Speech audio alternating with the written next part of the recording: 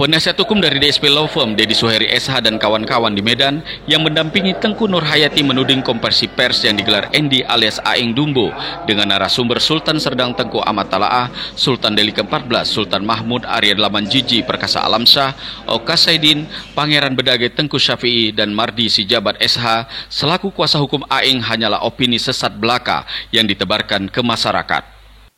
Hal ini ditegaskan Dedi Suheri SH yang didampingi Nopel Suhendri SH dan Ikhwan Khairul Fahmi SH di kantor advokat Law Firm di Medan kepada wartawan saat menggelar konferensi pers bersama Tengku Nurhayati dan Tengku Raja Gamal Telunjuk Alam untuk mengklarifikasi atas opini sesat yang disampaikan narasumber saat konferensi pers di Aula TTS milik Aeng Dumbo di Desa Kota Galuh, Perbaungan.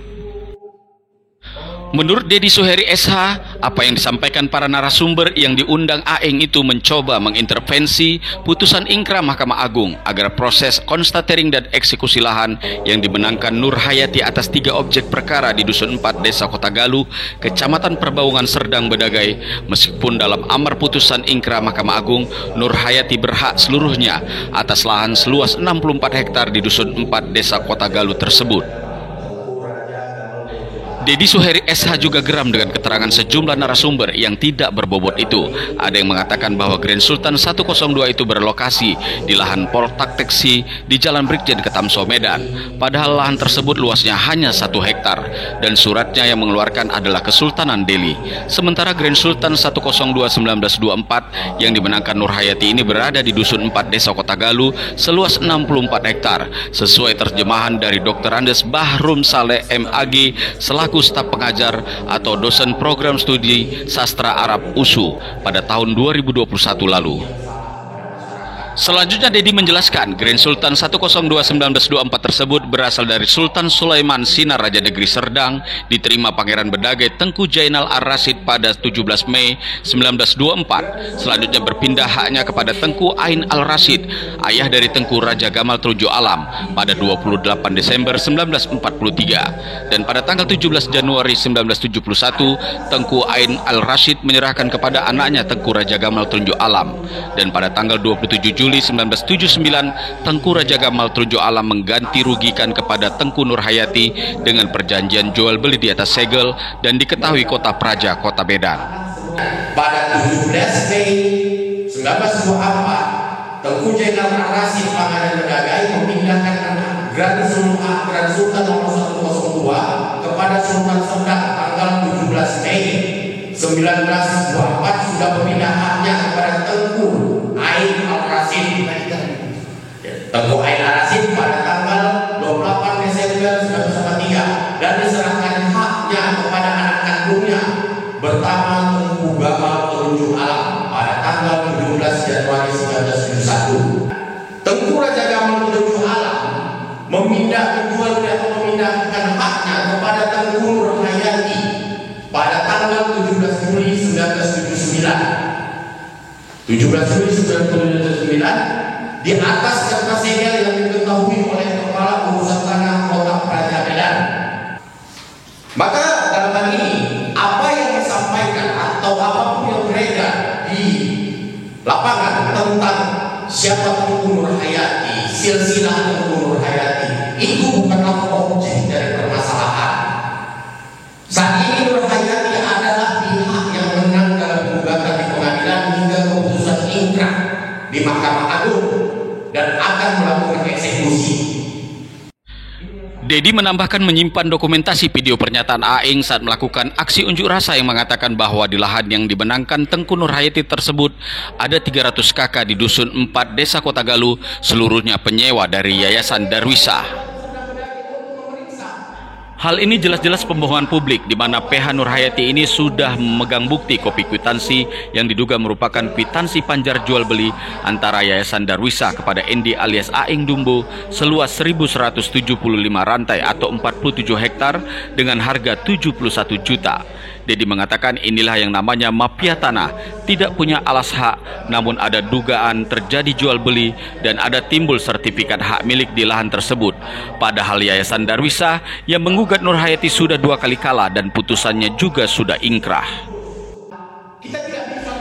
Dedi juga mengancam akan memproses secara hukum orang-orang yang ada di dalam lahan 64 hektar tersebut jika ternyata ada terbit puluhan sertifikat hak milik atau SHM dari kantor ATR BPN Serdang Bedagai, termasuk oknum-oknum yang ikut serta dalam penerbitan SHM atau sertifikat lainnya. Sehingga apalagi alasannya jika mereka menyatakan Grand Sultan 102 ini palsu, tunjukkan mana yang asli. Kalau ada palsu pasti ada asli. Mana yang asli? Kalau mereka menyatakan palsu atau apapun Grand Sultan nomor 102, tunjukkan mana yang aslinya sehingga bisa ada pembanding. Dalam pemalsuan itu harus ada pembanding, ada asli dan ada palsu. Hal mengenai Yayasan Tengku Darwisah atas tanah 47 hektar yang diklaim milik Tengku Darwisah, itu pihak Tengku Darwisah sudah melakukan perlawanan ke pengadilan Serapa hingga tingkat pengadilan tinggi. Namun gugatan ke perlawanan mereka ditolak. Setelah perlawanan mereka ditolak, sudah keluar keterangan ingkrah. Sehingga apalagi dasar menyatakan itu Tengku Darwisah? Kalau Tengku Darwisah dinyatakan menyewakan kepada Aing dan kawan-kawan, kenapa bisa terbit sertifikat hak milik? Apakah dasar sewa menyewa bisa menjadi alas hak untuk terbitnya sertifikat hak milik? Ini yang sangat aneh kita lihat di pemerintah Kabupaten Serdang Bedagai, khususnya BPN Kabupaten Serdang Bedagai. Mana sertifikat hak milik bisa terbit di atas objek, sedangkan objek itu sedang berperkara dan sudah dimenangkan oleh klien kita. Apa alasannya?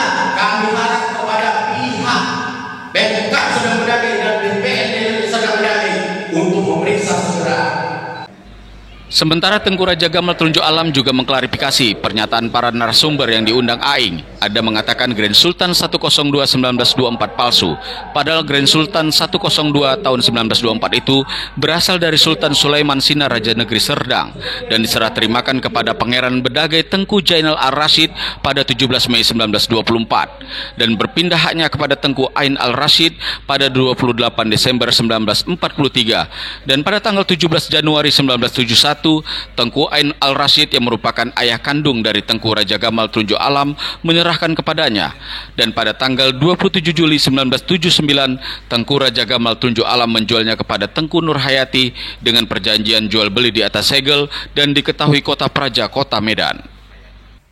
Belum lagi Sultan Delhi ke-14 Sultan Mahmud Arya Alamanjiji Perkasa Alamsah yang mengatakan Kesultanan Delhi tidak pernah mengeluarkan gelar Telunjuk Alam dan itu gelar palsu, dan pernyataan tersebut dibantah oleh Tengku Raja Gamal Telunjuk Alam karena Telunjuk Alam itu memang bukan gelar melainkan nama belakangnya.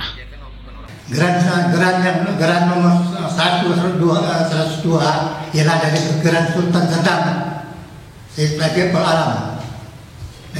Dan mengenai nama saya itu Telunjuk Alam itu bukan gelar, ialah nama saya Tengku Raja Gamal Telunjuk Alam. Gelar saya Panglima Melayu Delhi dan gelar Pangeran Medan Alam.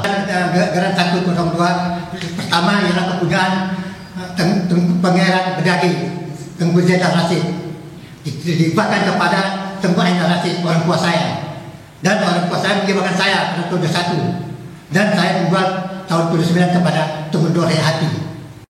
Sedangkan Tengku Nur Hayati menegaskan apapun yang disebarkan oleh pihak Aing Dumbo berupa opini sesat tentang dirinya, baik soal silsilah, gelar Tengku, surat Grand Sultan palsu, Nur Hayati sama sekali tidak bergeming sedikit pun. Yang terpenting pihak Mahkamah Agung sudah memenangkan kasus perdatanya dengan berkekuatan hukum tetap atau ingkrah. Gak peduli mau dibilang saya apa-apa, gak peduli saya, yang penting saya menang di Mahkamah Agung, pembeli beretikat baik, itu aja intinya, lain tidak ada. Ya gak masalah orang Kota Praja langsung loh, di Sumatera Utara ini dulu Kota Praja yang berwenang, bukan kepala desa. Harapan saya yang memang yang berwenang atau yang pejabat pemerintahannya, ya jangan ada memihak sebelah. Mana yang benar itu dibenarkan, jangan membenarkan yang bayar. Dan sama Pak Ketua dan sama jurusita, saya mohon dipercepatlah ini karena udah saya selesaikan semua administrasinya, mulai dari adminnya, sekumnya, dan sampai terakhir untuk biaya eksekusi keseluruhannya sudah saya istimewakan, saya bayar. Tolong disegerakan sebelum saya bertindak karena saya tak terima, karena saya rasanya sudah terzolimi karena apa yang diminta mereka saya adakan langsung. Penasihat hukum Tengku Nur Hayati Dedi Soheri SH dan kawan-kawan berharap pihak Pengadilan Negeri Serampa untuk secepatnya menggelar konstatering ulang dan eksekusi sehingga tidak ada lagi upaya Aing untuk menyebar opini sesat terhadap Tengku Nur Hayati. Dan jika pihak Pengadilan Negeri Serampa masih terus mengulur-ngulur waktunya, maka dengan terpaksa penasihat hukum Nur Hayati akan melaporkan Pengadilan Negeri Serampa ke Badan Pengawas di Mahkamah Agung. Dari Medan, Sumatera Utara, tim GenewsTV.id memberitakan.